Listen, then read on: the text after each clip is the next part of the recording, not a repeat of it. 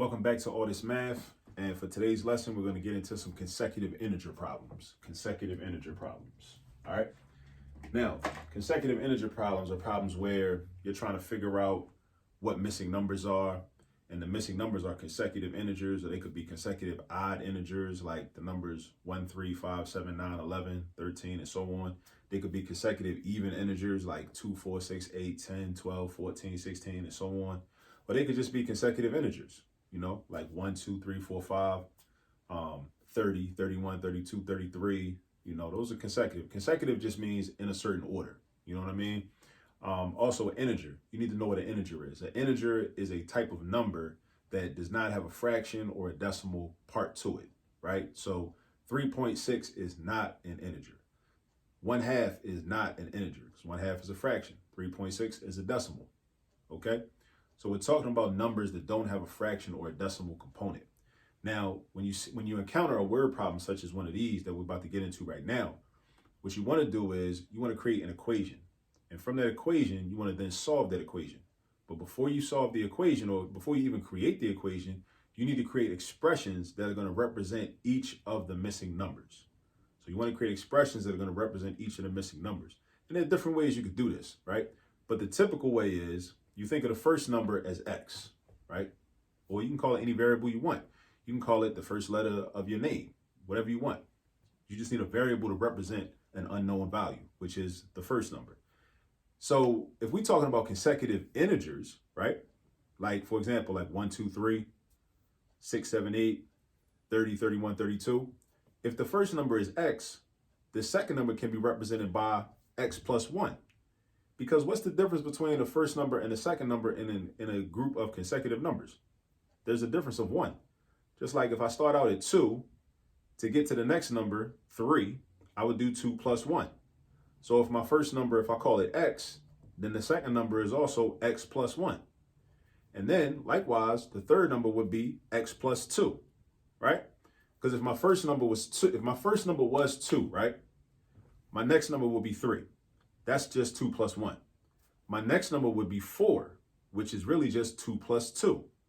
So think about it. If the first number, instead of being a 2, was an x, then the next number is going to be x plus 1. The number after that is going to be x plus 2. If we kept going, the number after that would be x plus 3, then x plus 4, then x plus 5, then x plus 6, x plus 7, and so on and so on and so on. So that's really like the hardest part of these problems, right? If you know how to solve simple equations, then these problems aren't really difficult. But you got to understand like how to create expressions that are going to represent the unknown numbers, all right? So let's read this problem right here. This says to find 3 consecutive integers whose sum is 171. So 3 consecutive integers whose sum is 171. So we're not talking about consecutive even integers. We're not talking about consecutive odd integers. We're just talking about numbers that come one right after the other. That's what we're talking about. Now, some people might say, well, why do I need an equation? Why do I need expressions? Why do I need to use algebra for this? Why can't I just guess what the numbers are? And that's another option. You could just guess what the numbers are, but a lot of times that's going to take more time than what is necessary.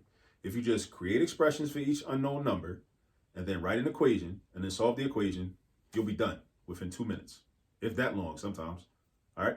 Instead of just taking a bunch of time trying to guess, oh, well, what if I try 40? What about 40, 41, and 42?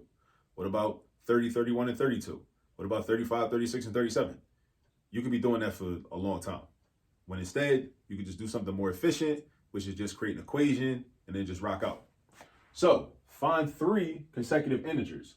Again, not consecutive even, not consecutive odd, just consecutive integers. So check this out. Our first number is going to be x.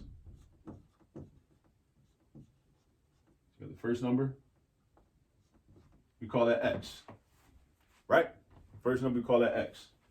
And then we say second number. If the first number was x, the next consecutive number can be represented by x plus 1. So we got x and we got x plus 1.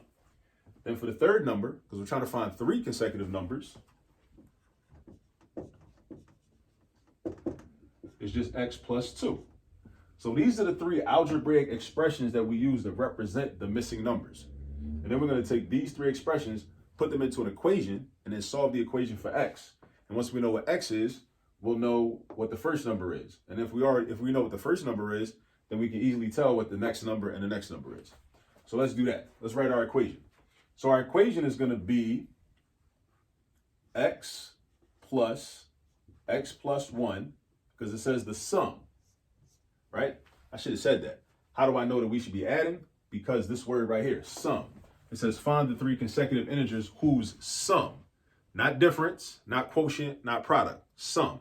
Sum means we're adding things up, right? The sum is the results you get when after you do addition. So we got x plus 1 plus x plus 2 is equal to 171. Is equal to 171, right? So that's equal to 171. And now we're going to do some algebra. We're going to do something called combining like terms, because we got x's in 3 different places. We basically need to clean this problem up. We don't need x's in 3 different places. We can have one term that holds all of our x's.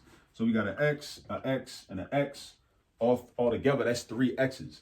So we write 3x, and then we got numbers. We got a 1 and a 2. 1 plus 2 is 3. So that becomes 3. So instead of having a 1 and a 2 separate, you combine them to become 3. So now we got 3x plus 3 is equal to 171.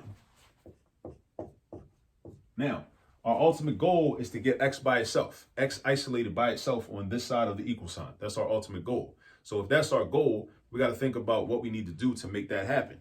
We need to get rid of this 3 and also get rid of this 3. Now, how do you know which one to do first? You could really do either first. It doesn't really matter. But typically, the math is easier if you get rid of this constant or this number that stands alone first. And you'll see why through more experience with more algebraic equations. So in order to get rid of a positive 3, you have to do the opposite of a positive 3. Or in order to get rid of adding a 3 that's being added, you have to do the opposite of adding a 3, which is subtracting a 3. So now we're going to subtract 3. Now, another thing you need to know about algebra is that in algebra, it's all about balance. It's like riding a bike. When you ride a bike, the reason that you don't fall is because when you put pressure down on the right side by pushing down the right pedal, you also then have to put pressure on the left side to push down the left pedal. That's how you stay balanced. So think about what you're doing. Whatever you do on the right side of the bike, you also doing on the left side of the bike. You're applying equal pressure. Pedal down on the right, pedal down on the left, pedal down on the right, pedal down on the left. That's what keeps you from falling. If you only pedal down on the right and don't pedal on the left, you're going to fall. And you don't want that, right? So if I subtract 3 on the left side of this equation, I also have to subtract 3 on the right side of this equation. Right over here. So 3 minus 3 we know is 0.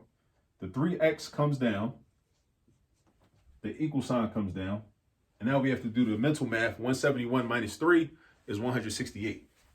171 minus 3 is 168.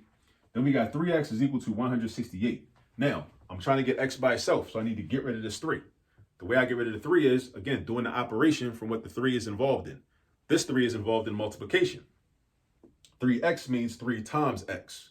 In this case, x is not being used as a multiplication sign. Remember, x is being used as a variable. It's a variable, not a multiplication sign. Whenever there's a number connected to a variable and there's no symbol in between, that represents multiplication. Multiplication. 3x means 3 times x. So you're going to do the opposite operation, which is division.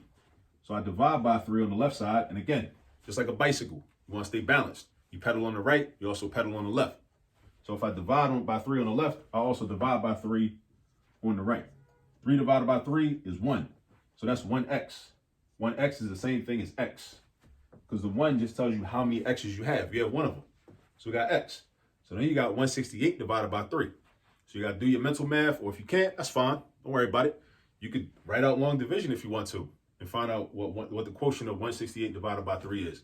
You could use a calculator if you need to. You know, it's all good. But what I would do mental math like this. I would break this 168 down into 2 numbers where I know one of them is definitely divisible by 3, 150. 150 comes to mind, right? So 150 comes to mind. I do 150 divided by 3, that's 50, right? So imagine I'm holding 50 in this one hand right here. If I break this 168 down into 150 and another number, the other number got to be 18 because 150 plus 18 is 168. So the 150 divided by 3, that's one part. That's going to give me 50. But then I got to do 18 divided by 3. That's 6. So I got 6 in this hand. I got 50 in the other hand. You put them together, you got 56. So that means that x equals 56. X equals 56. So if x is equal to 56, now we go back to our original question. Find three consecutive integers whose sum is 171. So that means that my first number should be 56.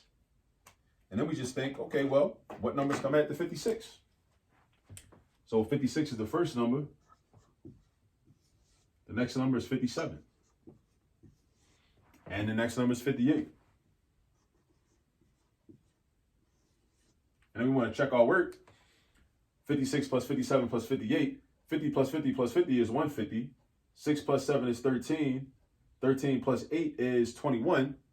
150 plus 21 is, in fact, 171.